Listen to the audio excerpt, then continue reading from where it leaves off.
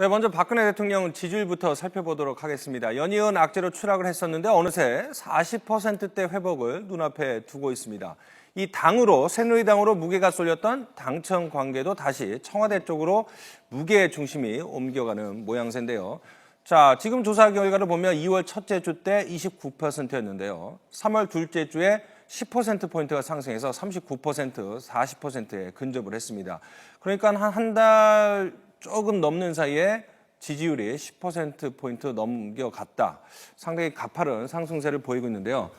자, 이제 한국갤럽 조사 내용입니다. 자, 교수님. 네.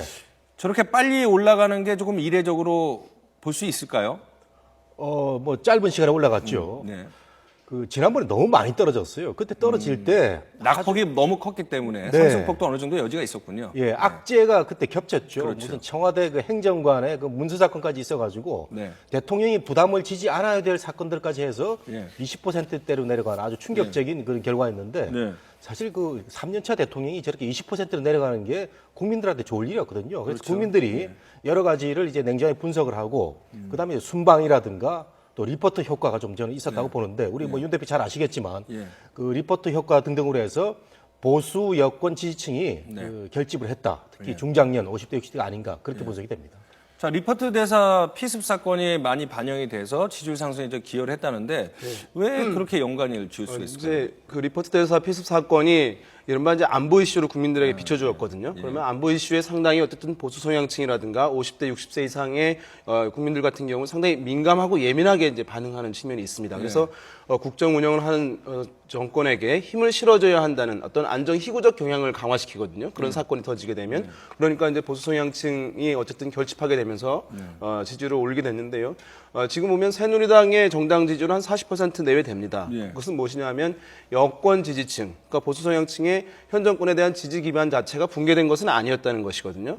그러니까 인사 논란이라든가 이런 국면이 일단락되면서 다시 한번 어쨌든 원래의 지지 기반을 회복하고 있는 상황이다 이렇게 평가하면 좋을 것 같습니다. 자, 박근혜 대통령 지지도 곤두박질 쳤을 때 많은 여론조사 전문가들이 반등이 그렇게 쉽지는 않을 것이다라고 전망을 했는데 저렇게 올라갔다. 그런 거는 물론 여러 가지 또 지금 말씀하신 거 외에 다른 요인도 있을 것 같다는 생각이 드는데요.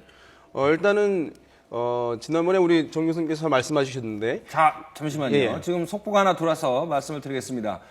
자, 청와대가 오늘 이제 정무특보의 위촉장을 수여하기로 했습니다. 박근혜 대통령이요. 주호영, 윤상현, 김재원 정무특보에게 오늘 위촉장을 주기로 했고요. 오후 5시 반에 이제 정무특보에 위촉장을 주기로 했는데 신임 청와대 비서실장과 수석비서관, 청문회를 통과한 장관 등도 임명장을 수여하기로 했습니다. 뭐 장관 임명장 당연히 청문회를 통과했기 때문에 채택이 됐기 때문에 보고서가 채택됐기 때문에 임명장 주는 거는 당연하지만 정무특보 3명의 현직 국회의원이자 정무특보에게 위촉장을 주는 것에 대해서 여러 가지 논란이 있었습니다. 특히 정무특보가 과연 현직 국회의원이 정무특보를 하는 것이 맞느냐, 국회의원의 겸임 논란에도 있었기 때문에 정의화 국회의장도 윤리위원회에다가 심의를 요구하지 않았습니까? 그런 상황에서 미루는 것 아니냐, 또 이 3명의 현직 의원 정무특보도 위촉장을 받기 전까지 활동하기가 상당히 좀 애매하다 이렇게 얘기를 했는데 그런 논란을 불식시키듯이 오늘 장관 임명자들에게 임명장을 주는 것과 동시에 정무특보에게도 위촉장을 준다고 지금 속보가 왔는데 자, 박 변호사. 네. 지금 일단은 논란이 되고 있지만 위촉장을 주면서 청와대는 여전히 국회의원, 현직 국회의원 출신 정무특보에 대해서 필요하다 이런 입장이군요. 그렇죠. 논란은 사실 두 가지거든요. 이제 국회의원이 이제 국무위원을 제외한 나머지를 못하도록 되어 있는데 정무특보가 무보수 명예직이 맞느냐 이 부분이고 또 대통령 비서실 직제령을 다 바꿔놨습니다. 국회법하고 충돌되는 부분이 있거든요. 그거를 조금 유권 해석의 문제인데 지금 청와대 입장에서는 어떤 해석이라든지 그리고 뭐 정의화 의장의 어떤 뭐 판단을 떠나서 일단 위촉장을 주겠다. 네. 줘야지 활동을 할 수 있고 지금 역할을 제대로 못해서 청문회도 막 나오고 이랬거든요. 나왔는데 비판받고 막 이랬는데 지금 그 위촉장을 받아야지 역할도 하고 심사 같은 거는 그 후에 하더라도 문제가 없기 때문에 결국 미루는 거 이 결정 날 때보다까지 미루는 것보다는 위촉장을 바로 수여하는 게 바람직하다고 판단한 것 같습니다. 자, 지금 이제 3명의 그 정무특보, 국회의원 출신 정무특보들이 위촉장을 받기 전이라 활동하기가 좀 어렵다라고 얘기를 했지만 어쨌든 논란이 계속되고 있어서 활동 반경이 처음에 이렇게 임명됐을 때보다는 조금 좁아지지 않을까라는 우려도 있는데 어떻게 될 거로 보세요? 이제 뭐 임명장 받았으니까 네. 역할을 충분히 해야 되겠죠. 그래야죠. 뭐 예. 정치권이나 국민들로서 해야 되는데 네. 그 참 그 청와대의 그 의지는 참 대단하다 이렇게 느낍니다. 예. 그동안에 법조계에서 그 상권 분립에 위반이 되니까 이거 다시 한번 고려해라는 얘기가 많았고 예. 오늘 아침에 그 유력 일간지에서는 사설을 통해 가지고 네. 정모특보가 없었던 일로 해라 하고 이렇게 썼습니다. 예. 근데 그 청와대는 역시 그 예. 처음에 그 의지 예. 이거 참 밀어붙이는 데는 대단한데 네. 그 대통령 지지율 얘기를 우리가 하다 그렇죠. 말았습니다만은 대통령의 그 부정평가 이유 중에 가장 큰 또 항목이 예. 여전히 소통 미흡입니다. 소통 미흡인데 저런 것도 어떤 그 소통 미흡의 그 일환으로 비춰지지 않을까라고 걱정이 되는데 어쨌든 예. 청와대가 정무특보 한다고 했으니까 네. 뭐 우리가 이제 그거는 과거사로 이제 예. 치부하고 예. 앞으로 정무특보들의 역할이 매우 필요한데 네.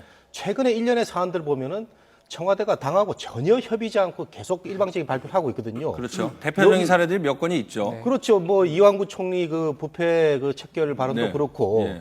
그 전에 정무특보 인선할 때도 당한테 안 알려줬어요. 그래서 유승민 원내대표가 뭐 열박불했는데 당사자들만 알고 있었군요.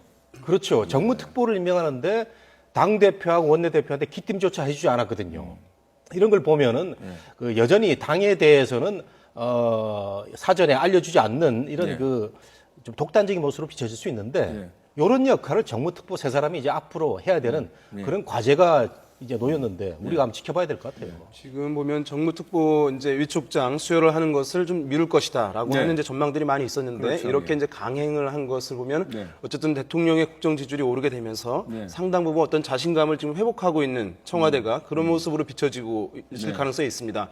어제 어쨌든 당정청 회의에서도 청와대에서 이제 당의 어떤 사드 논의 자체를 이제 배제하는 모양새를 보여주었는데요. 예. 그런 흐름과 맞물려서 지금 청와대 이전과 같은 자신감 회복 이 국면으로 가고 있다고 볼 수 있는데 다만 지금 박근혜 대통령의 국정 지지율이 상승하고 있는 국면은 틀림없고요. 아마도 네. 이제 더 상승할 가능성이 여전히 있습니다. 다만 그것이 국정 성과에 기반한 상승은 아니기 때문에 네. 그것을 보이기 위해서는 어쨌든 앞으로 경제 분야에서의 성과 또는 앞으로 이제 어떤 사정이라든가 부패와의 전쟁을 하고 있는데요. 네. 실질적으로 어떤 희생하는 모습을 보이면서 성과를 드러내느냐 여부가 지속적인 상승과 유지 여부에 영향을 줄 것으로 보입니다. 자, 이제 새누리당에서 유승민 원내대표가 취임을 하면서 이제는 당이 중심이 돼서 정책 조율을 이끌어 가겠다. 이런 얘기가 상당히 많이 나왔습니다. 그런데 이 최근에 대통령 지지율이 올라가서인지 모르겠지만 다시 그 중심을 중간 아니면 청와대가 가져가겠다. 이런 얘기들도 나오고 있습니다. 주말인 휴일인 어제 당정청 2차 고위정책조정협의회가 열렸습니다. 이때에서 이 정책조정수석, 청와대 정책조정수석이 이런 얘기를 했습니다. 한번 어떤 말을 했는지 그래픽으로 보시죠. 자, 현정택 정책조정수석인데요. 지난 1차 회의를 했는데 국회에서 회의를 했기 때문인지 몰라도 언론에서 무게중심이 당으로 옮겨갔다. 이런 내용이 많았다라고 얘기를 하면서 국회 옆에서 회의를 해서 그런 것 같다. 하지만 어제였죠. 청와대 옆에 삼청동 총리 공간에서 하니까 중심이 바로 잡아지지 않을까 생각한다. 이런 얘기를 했는데 자, 새누리당 원내대표도 있고 정책위의장도 있는데 저런 얘기를 뭐 덕담도 아니고요. 상당히 어떻게 보면은 뭐라고 해야 될까? 우회적으로 했다고 해야 약간 될까? 우월한 직설적이라고 얘기해도 마찬가지일 수 있는 것 같아요. 저걸 뭐 빗대서 얘기한 것 같지는 않고요. 사실은 맞는 것 같습니다. 당한테 많이 기울어졌는데 네. 이제 청와대 쪽으로 예. 뭐 와야 된다 그런 얘기를 한 것 같고 실제로도 좀 왔는 것 같은 생각이 드는 게 사드 문제를 얘기하면서 있어도 얘기를 비공식 의제로 얘기를 꺼내니까 그 유승민 원내대표가 이거 전문가가 없는 상태에서 얘기하지 말라라고 일침을 가한 거거든요.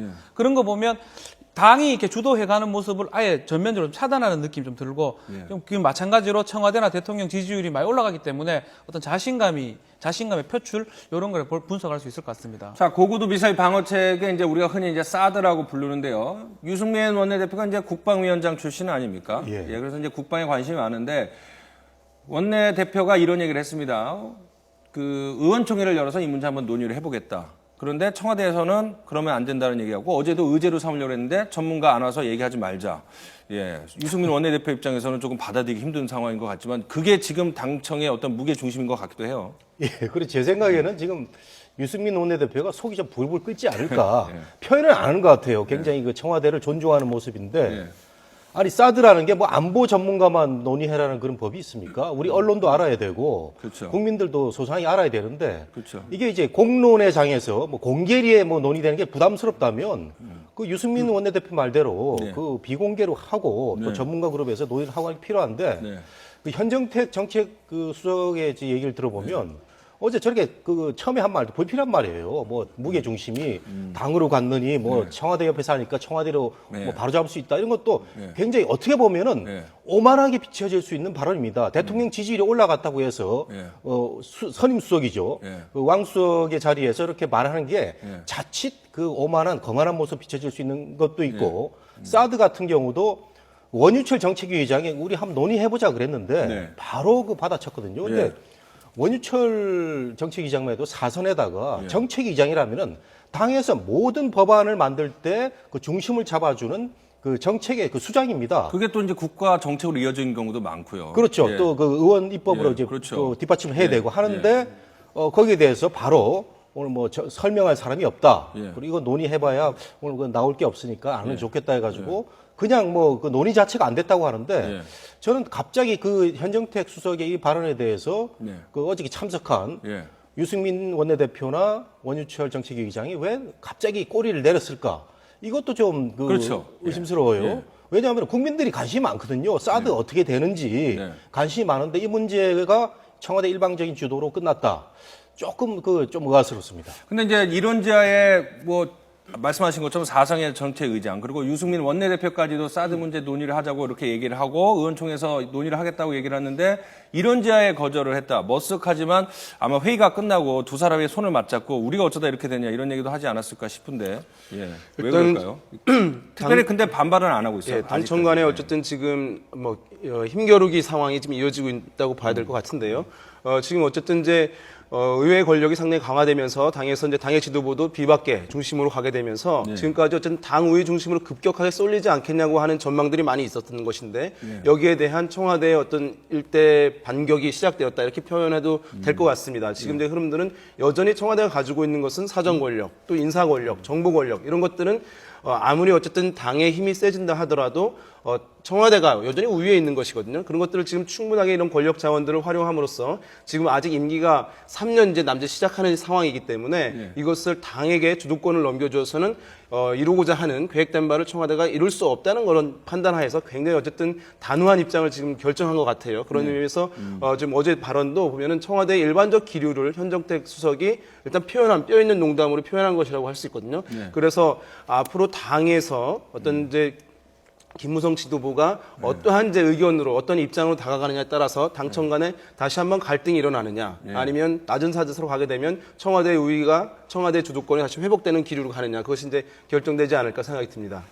뭐 일각에서 보면 이제 건강한 긴장 관계를 당청이 갖고 가는 것도 뭐 나쁘지는 않은데 내년 총선을 이제는 한 1년 정도 앞둔 새누리당과 집권 3년 차를 시작해야 되는 청와대 입장에서는 이해관계가 약간 충돌을 할 것 같아서 그런 지금 윤 센터장님이 말씀하신 것처럼 그런 긴장관계, 갈등관계로 확산될 가능성도 없지는 않아 보여요. 지금 사실은 청와대하고 그 당하고 뭐 갈등 관계가 간다는 부분도 사실 있는 게 지금 당에는 또 친이계들이 사실 있거든요. 있기 때문에 지금 청와대나 정부 입장에서는 좀 친이계나 다음에 선거 부분으로 생각하기 때문에 지금 뭐 이완구 총리가 뭐 부패와의 전쟁을 선포하기 때문에 이런 것들도 어떻게 보면 친이계하고 선거 부분도 좀 총선 부분도 생각한 게 아닌가. 또 친이계 입장에서는 그게 아니더라도 본인들 입장에서는 방어막을 치게 되거든요. 우리를 지금 견제하는 게 아닌가. 결국은 청와대에서는 청와대나 뭐 정부 입장에서는 여러모로 당보다는 우위에 쓰려고 하는 게 다음 또 총선도 생각을 해야 되고 뭐 대선도 마찬가지지만 가장 중요한 건 총선에 뭐 친박이라든지 이런 것도 있기 때문에 이 더 앞서가려고 그러고 우위를 점하려고 하는 게 당연한 거로 생각이 됩니다. 지금 이제 친이계 말씀을 하셨으니까 지금 뭐 정권 취임 이후 초반 이후 지금까지 이제 친박과 친이계가 약간의 갈등 국면을 보였는데 이완구 국무총리가 부정부패 척결 의지를 대국민 담화를 통해서 밝힌 이후에 부정부패를 안고 있는 사람들이 겁을 내는 경우도 있겠지만 지금 친이계가 반발하고 있습니다. 친이계를 겨냥했다 이런 분석도 나오고 있는데 왜 그런지 이완구 총리의 얘기를 한번 들어보고 그리고 친이계의 좌장이라고 할 수 있는 이재호 의원의 얘기도 한번 들어보겠습니다. 먼저 이완구 총리의 대국민 담화 다시 한번 들어보죠. 저는 어떠한 대가를 치르더라도 부정부패를 발본색원하겠습니다. 정부는 모든 역량과 권한, 모든 수단을 총동원하여 구조적 부패의 사슬을 과감하게 끊어내겠습니다. 네, 여기까지는 이완구 총리가 원론적인 이야기를 했기 때문에 괜찮았습니다만 대국민 담화에서 이런 내용이 있었죠. 해외 자원 개발과 관련한 배임, 부실 투자 등은 어려운 국가 재정에 막대한 부담을 주고 있다 이렇게 얘기를 했는데 자원 개발이 특히 이명박 정부 시절에 활성화가 됐죠. 그리고 이제 방산 비리도 이명박 정부와 좀 관련이 있고 저런 부분이 좀 친이계가 예민하게 반응하는 원인이 되고 있는 거죠. 그렇죠. 뭐 당시에 그 뭐 왕차관인지 뭐 이런 네. 그 사람들이 예. 그 갑자기 뭐 그 자원 개발의 전문가이냐 해가지고 네. 뭐 유전을 산다, 네. 뭐 난리를 쳤죠. 예. 근데 지금 이제 그 국정조사 중인데 네. 국정조사 중인데 갑자기 그 이완구 총리가 부정부패 척결을 발표를 하면서 네. 예를 든 게 가장 대표적 사례로 들었죠. 대표적 사례를 예. 들면서 예. 자원 외교를 들었단 말이죠. 예. 그러다 보니까 그 친이계 이전에 예. 김무성 대표도 이거 이런 얘기 난 몰랐다. 유승민 원내대표도 무슨 배경인지 모르겠다. 예. 조혜진 수석부 대표도 이거 좀 황당하다. 이런 얘기를 하고 있고 예. 또 그 친이계라고 할 수 있는 이재호 의원은 그 트위터 올려가지고 아니 이게 무슨 갑자기 무슨 뚱딴지 같은 소리냐. 그리고 병역 비리 부동산 투기 같은 그 아주 혐의를 많이 가진 청문회를 통과했다고 해서 눈처럼 흰죄도 않았는데 이런 그 공직자들이 먼저 그 옷을 벗어야 되는데 지칭을 안 했습니다. 이완구 총리도 지칭을 안 했지만 그런 그 볼멘 소리를 하면서 지금 그 긴장을 세우고 있는데 예. 제가 그 청와대나 이완구 총리의 그 발표가 시점이 참 조심스러운 게 네.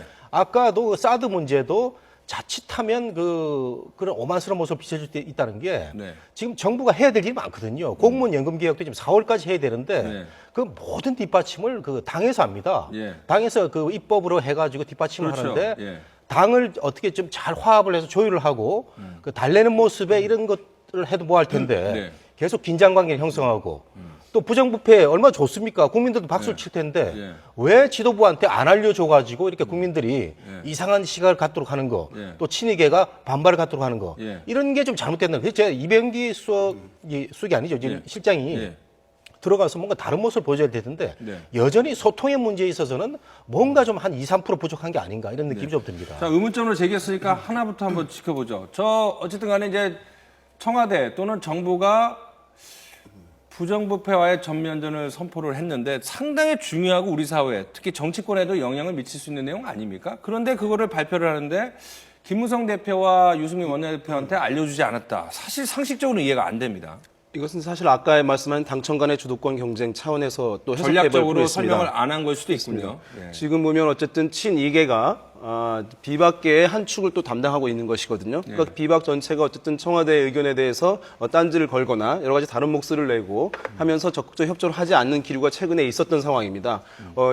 한쪽에서는 뭐 청와대가 사실 여러 가지 무시를 당하고 있다라고 하는 이제 평가도 있던 상황이었거든요. 네. 그런 상황에서 이런 지금 비박계에서 한 축을 담당하고 있는 친이계가 일정 부분 반발할 수 있는 사안들을 거론하는 것이죠. 이 부패와의 전쟁에서. 그렇게 되면서 비박의 결집도를 약화시키게 되면 어쨌든 당에서의 당청 간의 갈등, 당청 간의 견제 구도에서 청와대에 좀 더 수월한 우위 구도를 이어갈 수 있는 것이거든요. 예. 당에서의 어떤 결집도가 떨어지게 되니까 그런 것도 전략적으로 지금 감안해서 했다고 할 수 있겠고 일각에서는 여권 내부에서 이렇게 갈등이 이루어지게 되면 정권의 지지 기반 자체가 약화될 것이다. 그래서 이것이 바람직하지 않은 것이라는 비판이 있습니다. 그러나 보면은 우리가 이제 과거 대통령들을 조사를 해보게 되면 이명박 대통령이라든가 이명박 정권에 대한 어떤 지지라든가 선호 이런 것들이 가장 낮은 축에 속하거든요. 예. 그러니까 어떤 전 정권에 대해서 이렇게 수사를 한다거나 하더라도 이것이 현 정권의 지지 기반 자체에 흔들리게 할 정도로 영향을 주지 않을 것이라고 하는 것이 네. 아마 좀 감안되지 않았을까라는 생각이 듭니다. 궁금한 거는 왜 비박계 결속력이 약화가 되죠? 왜냐하면 비박계에서 친이계가 이제 한 축을 담당하게 되면서 네. 어떤 비박의 현 지도부를 친이계가 지원하는 모양새로 지금 당이 운영되고 있다고 할 수 있거든요. 여러 가지 지금 현 김무성 체제에서도 친이계들이 많이 참여를 하고 있는 상황입니다. 그렇게 되면 이전 정권과 연결된 분들이 사실 이런 사안들에 대해서 반발할 수밖에 없고 아니면 좀 더 숨을 죽일 수도 있는 것이거든요. 그렇게 되면 좀 더 낮은 자세로 가게 된다면 당에서 청와대에 어떤 끌려가는 모양새를 다시 한번 보여줄 수밖에 없으니까 당의 어떤 움직임이 청와대의 목소리에 대해서 반발하거나 어떤 그것을 견제하거나 이런 것들이 약화될 가능성이 있거든요. 예. 그렇게 되면 어쨌든 청와대의 우위를 주도권을 회복하는 모양새를 다시 이제 가져갈 수 있는 것이죠. 네, 그렇기 때문에 이것도 감안할 필요가 있지 근데 않습니까? 사실 뭐 저는 뭐 개인적 생각이긴 하지만 굳이 저렇게 발표를 할 필요는 사실 없거든요. 지금 조사가 진행 중입니다. 포스코도 마찬가지고 방산 비리 수사도 지금 진행 중이기 때문에 총리가 직접 저렇게 담화를 하면서 뭐 방산 비리, 해외 자원 개발 외교 이거 수사하겠다. 굳이 그런 네이밍을 달 필요가 있느냐를 한번 의문을 제기할 필요가 있고 결국 수사락 하는 거는 검찰에서 하는 거고 수사가 어느 정도 완성이 되고 뭐 생물같이 완성이 되면 그때쯤에 발표해도 괜찮은데 그러면 더 이상 이재호 뭐 의원, 최고위원 같은 경우가 반발을 할 수가 없습니다. 나왔는 상황이라면. 근데 굳이 이렇게 전면전을 이렇게 한다는 거는 제 생각에도 윤희원 팀장님 말씀처럼 어느 정도 딱 이 뭐 이렇게 선전보고 비슷하게 하는 느낌이 드는 게 아닌가. 굳이 지금 할 필요 없이 조사가 된 상태에서 약간 발표하는 거하고 다른 측면이 아닌가 생각이 좀 듭니다. 근데 저는 굉장히 그 다면 그 포석이 있다고 생각하는데 그렇죠. 왜 발표를 할까? 발표를 하는 이유는 지금 박근혜 정부가 3년 차거든요. 3년 차에서 뭐 마땅히 그 국정 드라이브를 걸 만한 그 동력이 별로 없습니다. 1년 차에는 모든 정권의 1년 차에는 힘이 생기고 하다 보니까 사실 부정부패 그 척결도 1년 차에 많이 하는데 박근혜 정부는 1년 차에 뭐 여러 가지 바빠가지고 못했거든요. 이런 상황에서 지금 3년 차에 해야 될 일이 굉장히 많습니다. 뭐 기초연금, 공무원연금, 노사정 뭐 해야 되는데 한 분위기를 한번 쇄신해 보자. 이런 차원에서 그 국면 전환용의 어떤 그 발표도 있는 반면에 또 그 안에 보면은 또 친이계도 견제하고 또 기업에 요즘 여러 가지 그 비리 많은데 그것도 좀 정리하고 또 일선의 공직자들 말이죠. 세무서장이 룸살롱에서 무슨 그 뭐 성관계 가지다가 붙잡히고 하는 것도 있는데 이런 공직자도 한번 잡고 그 다면 포석용인데 다만 이게 너무 국면 전환용의 정치적인 공학적인 그 계산을 하다 보면은 더 그 신선감이 떨어질 수도 있어요. 결과가 없단 말이죠. 결과가 없으면은 정말 하나만한 이런 꼴도 될 수도 있습니다. 그러니까 정략적 의도가 들어가는 순간 기대와 달리 반감이 더 많이 생길 수도 있는 상황. 정확하게 보신 거죠. 지금 보면은 지금 박근혜 정부가 사실은 이제 여러 가지 비판의 대상에 또 비판의 시각에 직면했던 상황이었거든요. 최근에 보면요. 이런 상황에서 3년차 여러 가지 개혁들을 하고 있는 상황에서 이 국면에 가게 되면 계속해서 어떤 현미경으로 현 정권에 대한 뭐 잘못된 점이라든가 문제점들을 지적하는 분위기가 이어질 수밖에 없는 상황인데 이전 정권과 관련된 비리, 부패 수사를 전면적으로 시행한다고 했을 때는 국민적인 또는 언론의 비판적 시각이 시선이 그리로 모아지는 것이거든요. 그러니까 현 정권은 사실 일단 그 부담을 덜 수 있는 국면을 맞을 수 있는 상황이기 때문에 일차적으로 이제 그런 효과가 있는 것이고 여러 가지 비판의 시선으로부터 현 정권이 비켜갈 수 있다는 점, 비판의 시선을 다른 곳으로 모아갈 수 있다는 점이 이제 한 가지가 있겠고 우리 교수님 말씀하신 대로 국민들이 어떤 지난번에 전두환 전 대통령 비자금 수사라든가 이런 걸 통해서 봤을 때 성역 없는 수사를 할 때의 대통령에 대한 지지, 박수가 상당히 컸거든요.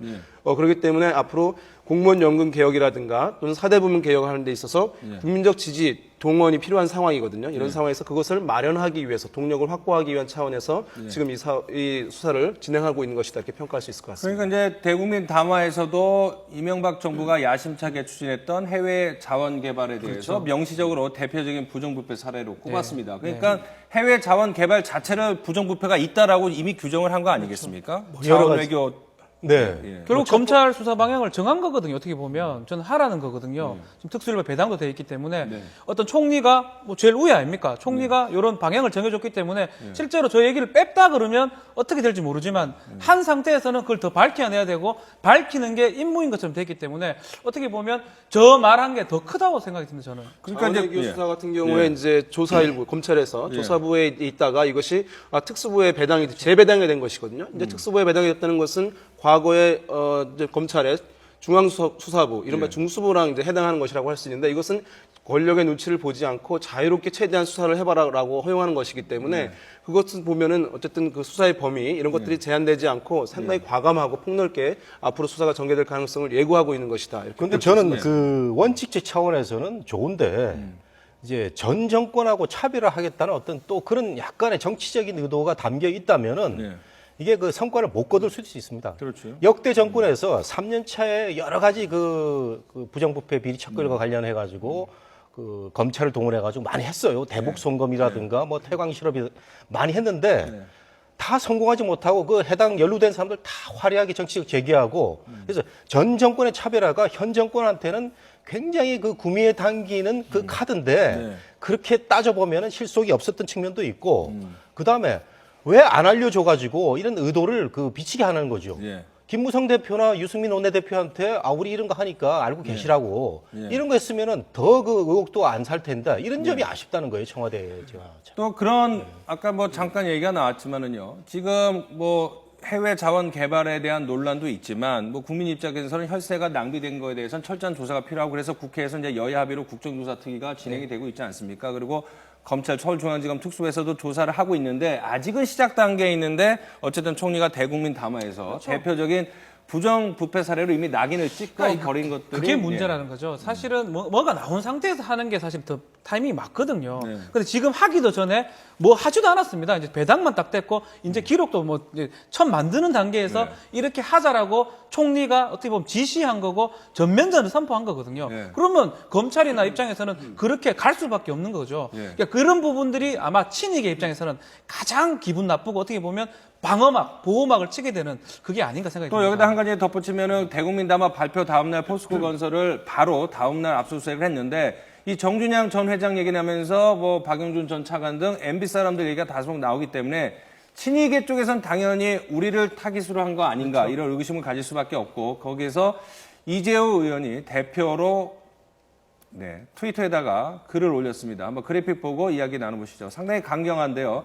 위장전입, 부동산 투기, 병역, 미필 등 부정부패 일삼은 고위공직자 불부터 스스로 사퇴해야 담화문의 진정성이 있다 이렇게 얘기를 했어요. 자신의 트위터에다가 올렸고요. 부패한 몸으로 청문회를 통과했다고 해서 눈처럼 깨끗해지는 게 아니라 물론 주어가 누구인지는 얘기를 하지 않았지만 알 수 있죠. 대충 감은 오시죠. 그렇죠. 이완구 총리가 여러 가지 이제 의혹을 받고 청문회를 통과를 했는데 좀 빗대가지고 이렇게 얘기를 한 것 같은데 근데 이재호 의원의 말이 또 100% 맞다고 할 수는 없는 게 최경환 부총리, 지금 경제부총리가 당시 지경부 장관이면 지식경제부 장관이 그 자원개발 담당하는 그 부처거든요. 따라서 뭐 왕 차관이 했다고 하지만 최종 결재권자는 또 최경환 부총리였고 본인도 청문회에서 여러 가지 이런저런 얘기를 많이 했는데 자원외교를 거론했다는 자체는 저는 청와대의 진정성을 믿고 싶습니다. 뭐 친이계건 뭐 친박의 뭐 최경환 부총리들 간에 잘못 정책 실패를 하거나 횡령이나 비리가 있으면은 엄단하겠다. 전 정권에 잘못한 일이 있으면은 한번 밝혀보겠다는 진정성을 저는 충분히 이해를 하는데 문제는 아까도 말씀드린 대로 왜 안 알려주면서 그렇게 그 청와대의 독단적인 모습으로 국민들한테 비춰질까? 이런 게 안타깝다는 겁니다. 일단 뭐 부정부패와 관련해서 뿌리 뽑는 것, 이 작업은 정권이 특정 시점에만 꼭 해야 될 일은 아니라 사실 일상적으로 상시적으로 부정부패에 대해서는 이제 처벌하고 찾아내고 그것을 뿌리 뽑는 작업들을 해야 되는 것인데 특별히 이렇게 특별한 시점에 특별한 담화문을 통해서 시작한다고 예고하는 것이니까 여러 가지 정치적 의도가 있는 것이 아니냐라고 하는 이제 오해를 살 수밖에 없는 상황이라고 할 수 있겠고요. 이것을 이제 불식시키고 진정성을 얻기 위해서는 이렇게 이전 정권과 관련한 비리에도 처벌을 하듯이 현재 권력과 관련되어서도 어떤 문제가 있는 경우에 과감하게 그것이 오픈되어서 처벌되고 이런 상황들이 일어나게 된다면 아마 좀 정당성을 더 인정받을 수 있을 것이라고 지금 봅니다. 나가는 화면은 지난해 말이었죠. 이명박 전 대통령과 친이계 인사들이 송년회를 갖는 모습인데 저 당시에도 이제는 자원외교 국정특위 받냐 안 받냐 이거 갖고 논란이 있을 때 이명박 전 대통령이 뭐 뜬구름 같은 소리 하지 말라 뭐 이렇게 얘기했는데 어쨌든 간에 이번 주 목요일 날 또 다른 친이계 모임을 갖습니다. 그런데 회원은 한 20-30명 된다고 하는데 본인들이야 정기적으로 모임을 갖는다고 하지만 시기가 시기인 만큼 뭐 이런 얘기를 안 할 수는 없겠죠. 함께 내일로라는 이제 친이계 의원들 모임인데 뭐 30명 지금 현직 의원이 있다고 알려져 있고요. 60여 명이 이제 모인다고 그러는데 실제 1월 달에 사실 모이기로 했습니다. 신년에. 모이기로 했는데 이걸 못 모이게 된 이유가 친박 친이 갈등이 있다 보니까 그걸 연기한 게 이제 19일 날 모이는 건데 또 시기가 정말 미묘한 시기입니다. 이 시기에 또 만나게 되면 또 성토의 자리가 될 거거든요. 그리고 뭐 청와대라든지 이완구 총리 얘기를 할 거고 아마도 어느 대응책을 내지 않겠나 생각이 좀 듭니다. 그 전 정권 의도로 또 의심되는 거 하나가 조금 전에 권성동 의원이 나왔는데 문서유출이거든요. 공직자들의 문서유출에 대해서 수사하겠다. 그래서 이것도 그 전 정권을 겨냥한 조그마한 또 의혹을 갖고 얘기도 나왔었죠. 사례가 아닌가. 그러다 우리 YTN이 지금 영상을 보여주는 것 같아요. 자, 지금 뭐 우리 사회 부정부패 척결하는 거는 좋습니다만은 지금 여러 가지 정치적인 의도가 있기 때문에 오늘 언론에서도 지적을 한 것처럼 전략적인 의도, 정략적인 의도가 빠지고 순수한 의미의 그런 부정부패 척결이 돼야지 성과도 거둘 수 있고 국민적인 지지도 얻을 것이라는 패널들의 의견이었습니다.